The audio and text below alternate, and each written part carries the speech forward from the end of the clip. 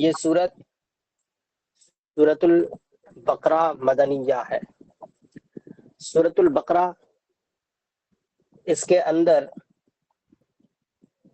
286 آیتیں اور 40 رکوع ہیں۔ 286 آیتیں اور 40 رکوع ہیں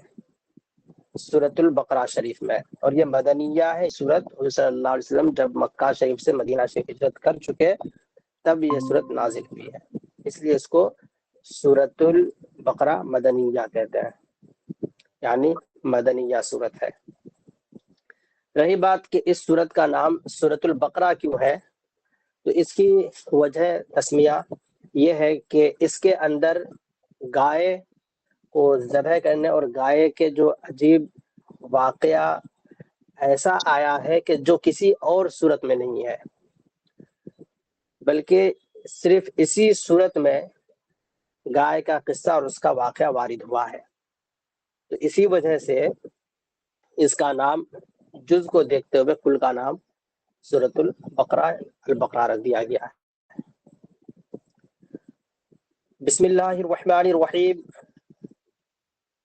اللہ کے نام سے شروع جو بہت مہربان رحمت والا۔ اس کی تفسیر بسم اللہ جو سورۃ الحمد سے پہلے ہے اس میں گزر چکی۔ الف لام میم،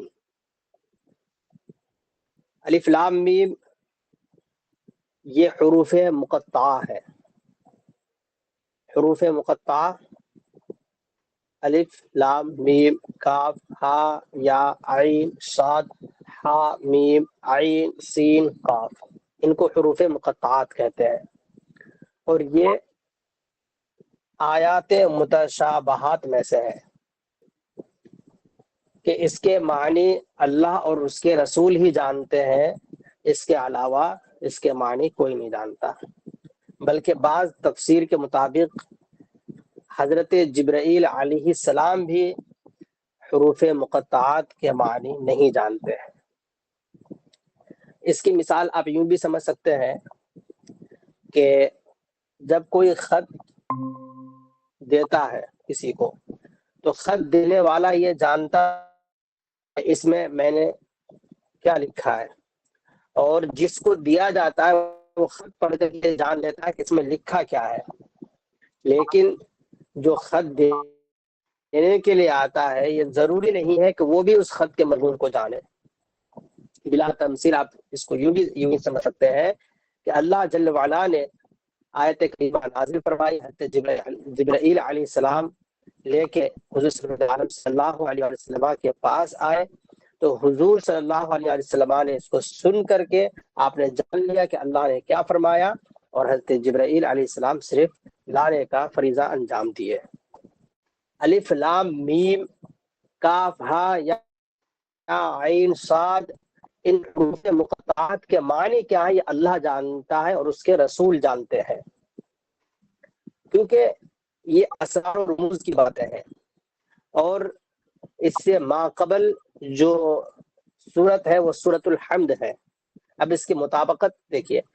سورۃ الحمد جو شروع ہوتی ہے وہ الحمدللہ رب العالمین سے شروع ہے، اور الحمدللہ یہ ایسا کلمہ ہے کہ ہر بچہ اس کے معنی کو جانتا ہے کہ الحمدللہ کا معنی کیا ہے، اور الحمدللہ میں وہ سارے مضامین جو بیان ہوئے اس سے آپ بخوبی واقف ہے۔ اس کے بعد اللہ تعالیٰ نے سورۃ البقرہ میں الف لام میم فرمایا تاکہ انسان کو یہ معلوم ہو کہ اللہ جل وعلا کے کلام ایسا ہے کہ اس کو انسان سمجھنے کی طاقت نہیں رکھتا ہے۔ بعض کلام وہ ہے کہ انسان کی عقل یہاں پہ آ کر کے حیران و ششدر رہ جاتی ہے، اور وہ اسے عاجز رہ جاتا ہے، وہ سمجھ نہیں پاتا ہے، اور یہ عاجزی جب انسان کے اندر لاحق ہوتی ہے تو یہ عاجزی اس بات پر دلیل ہے کہ یہ کلام کسی انسان کا نہیں ہے، بلکہ یہ کلام اللہ جل وعلا کا ہے۔ اب اگر کوئی یہ کہے کہ اللہ جل وعلا نے فرمایا وما يعلم تأويله إلا اللہ،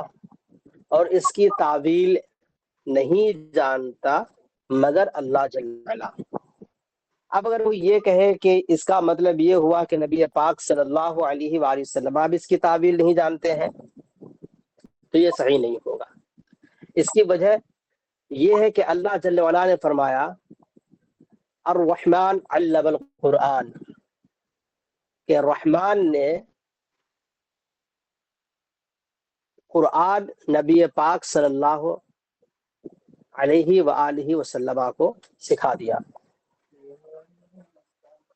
جب حضور صلی اللہ علیہ وسلم کو قرآن اللہ جل وعلا نے سکھا دیا تو اب اس میں یہ بات ہی نہیں آتی ہے کہ حضور صلی اللہ علیہ وآلہ وسلم کو الف لام کا معنی پتہ نہیں ہے، ورنہ لازم آئے گا کہ اللہ تعالیٰ نے پورے قرآن حضور کو نہیں سکھایا، اور یہ اس آیت کے خلاف ہوگا۔ الرحمن علم القرآن، یہ پورے قرآن اللہ جل وعلا نے حضور کو سکھا دیا۔ یہ آیت بتاتی ہے جب پورے قرآن اللہ تعالیٰ نے حضور کو سکھا دیا تو اس کا مطلب یہ ہے کہ الف لام میم کا کیا معنی ہے، ہا میم عین سین قاف کا کیا معنی ہے، اور کاف ہا یا عین صاد کا کیا معنی ہے، یہ بھی اللہ جل وعلا نے حضور صلی اللہ علیہ وآلہ وسلم کو سکھا دیا۔ اور جب یہ کہا گیا کہ اللہ تعالیٰ نے حضور صلی اللہ علیہ وآلہ وسلم کو سارا قرآن سکھا دیا اور سارا قرآن میں الف لام وغیرہ سب شامل ہے، تو یہ سوال یہاں سے دفع ہو گیا۔ یہ نبی پاک صلی اللہ علیہ وآلہ وسلم کا اعجاز ہے۔